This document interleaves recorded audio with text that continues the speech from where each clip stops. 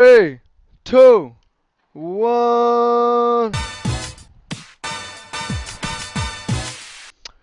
Oh yeah, Black White Planeswalkers in Standard. I love this deck. Orzhov Control, welcome in. Much love, Trav here. And this is the deck that I used to get second place out of 1,400 players final table at Grand Prix Portland this past weekend. I love the deck. Really fun. Highly recommend for competitive play.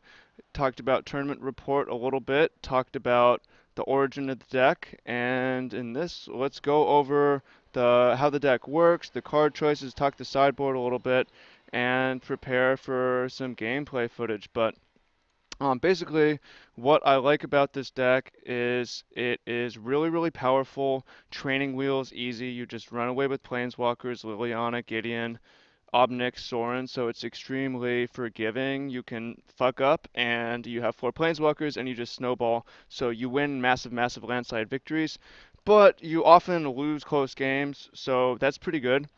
You don't get blown out very rarely, but you have got auto wins where you Liliana their creatures and they stumble and suddenly you have Planeswalker advantage. They can never get back in. I also like this deck because it's very good on the draw. A lot of the time you would rather be on the draw than the play because if sometimes you just have a couple transgresses, you take a couple hits from the early creatures, clear out their hand, and then they're left on top decks. Sometimes they top deck out, but a lot of the times they just don't and they lose. I also like the card because the deck is very consistent. We have 12 dual lands, Shambling Vent, Forsaken Sanctuary, and Caves of Koilos, so it is great mana, 26 lands in the main. And we also have Shambling Vents for flexible mana cost, things to do on 4, gain life. This card's amazing. We have more flexible mana cost of Ruinous Path. We can play this for 3 or for 7. Planar Outburst for 5 or for 8. So the deck has nice curve, nice options, easy wins, great on the draw, also good at recovering from mulligans from Read the Bones. Also immune to creature removal for the most part. Play no creatures in the main, so I mean maybe they take out a Shambling Vent, or maybe they take out a token of a Gideon or an Obnix or an Oath of Liliana, but they're pretty much we have an advantage in almost every game one because almost everyone's playing removal and we play no creatures. So, talk about a little bit of the card choice. 4 Transgress the Mind because the card is really good against everything, even against White Weenie. You take their Always Watching or their Gideon. You can side that out for Duress, I think. Ultimate Price. Grasp is just too good not to play 4 of. Kills almost everything. Um, Liliana is sometimes it comes out a lot. I took it out against Bant all the time, but just runs away with games. The ultimate's super good. We can't -2, so she's not nowhere near her best here. But the +1 is insane against the weenie decks. Read the Bones mentioned. I would consider switching the second Sorin for a fourth Read the Bones because Read the Bones is just so good. Ruinous Path. I only have one Anguish Unmaking because I just don't like to pay life. We're playing a control deck. I don't want to pay that much life. I could see playing more, but there's some aggro decks where you just do not want this card. And then Oath of Liliana is the big game changer that makes this list work because 3 mana removal spell, make them lose their creature, and you play Gideon, you make 2 blockers right then. It's also super aggro. You can, like, Shambling Vent, Oath, Gideon is a turn 6 kill. It's crazy. Oath makes a 2/2, Gideon makes a 2/2, attack for 9, with the removal spell, attack for 11 with Shambling. That turn 6 kill, and you can play some removal and disruption in there. Also, just protects your planeswalkers. You can do things like Ob Nixilis, kill their creature, get a blocker.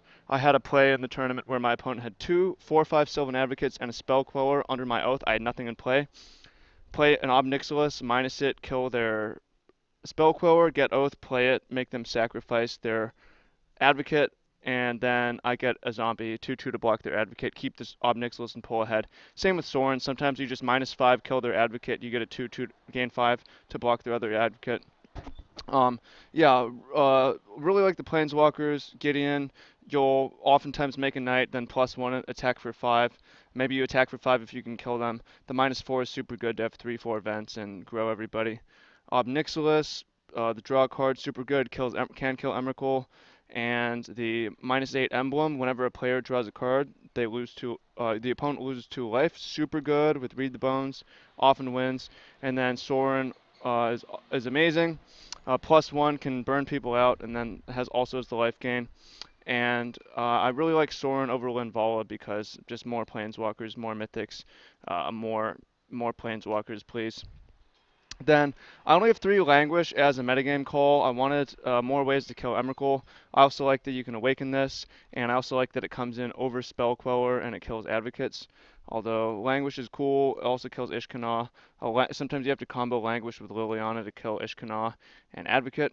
And that's kind of the main deck. Things I'm not playing, Kalidas, Linval. There's just no reason to play Avacyn. There's just no reason to play creatures in the main. I don't want to turn on people's Grasp of Darknesses. Also playing one Blighted Fen, something to do at 6 mana. It is a way to just kill something, or it's a way to kill Emrakul as well. But oftentimes they have Ishkanah out, which is annoying. So that's the main deck. I probably wouldn't change anything. I might change one Sorin for one uh, Read the Bones. Or I just want the fourth Read the Bones, but it's okay being on the side. Talk about the sideboard a little bit. I have the 3 to rest. This is super important, not necessarily in the mirror, but as a way to take fevered visions, as a way to break up harmless pact offering, as a way to in the mirror, as a way to speed up against white weenie. Same with dead weight, very good against white creatures, really good against the spirits deck, which I had to beat twice. I wouldn't cut this; it's just fast. You need it. 27th land. So certain matchups you just have to board out Read the Bones because it's too much life to pay, too tempo-y, you don't have time like Spirits. And the deck is 26 lands with the assumption you're going to cast Read the Bones, probably. So if you're setting at Read the Bones, you really want to side in the 27th land. And why not a second Blighted Fen because it gives you something to do with it and it's quite good against Emrakul. I was very happy to have this land. Super happy. I was like, I'm glad I made that change. Second, Anguish Unmaking. Sometimes you don't care about life, and this is super good. It kills everything. I also considered playing a Quarantine Field, but cut Quarantine Field at the last second because it died to opponents' Anguish Unmakings. The fourth, Read the Bones. A lot of matches you just want this. You're cutting removal for it. 2 Infinite Obliterations. Take their Emrakul, take their Ishkanah. You can take their Den Protector. Don't know if I would recommend that line. You can take their Elder Deep Fiend. But it's a way to retake the control game, because if they have Emrakul, you're not necessarily winning the long game. But if you Infinite Oblit it, you can. Fourth, Languish, and another Planar Outburst. 6 Sweepers. Sweepers just so good. Makes it easy to win. Really like Outburst because it goes over Spell Queller and hits Emrakul. 2 Kalidas.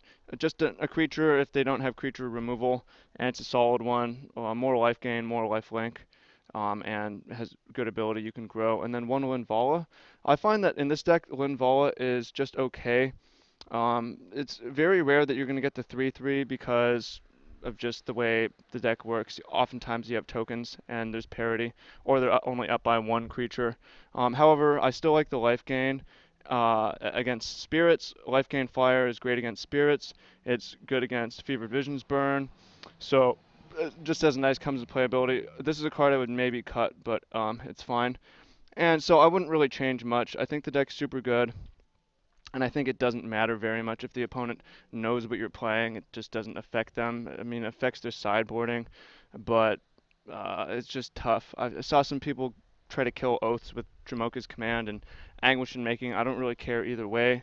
There's just not so much you can necessarily do to prepare against. It's not like this deck doesn't necessarily depend heavily on Rogue Surprise, so I just think it's super, super, super good.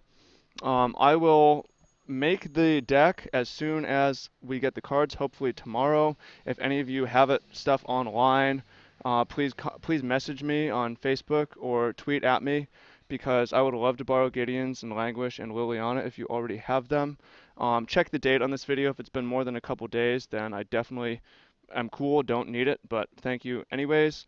In the meantime, I have the deck list below. You can check that. Click on the link if you want the text deck. And also, you should definitely check out the deck crafting ebook, the free deck workshop. I will help you build Insano decks and join the free group. All links all in the description to help you do what you're trying to do in Magic, build awesome decks. So I look forward to playing with this deck. We'll do it soon, hopefully in the next couple of days. And any questions, write them, and there's all sorts of other videos on this stuff. So I'll speak with you soon. Much love, and let's get it. See you in the next one.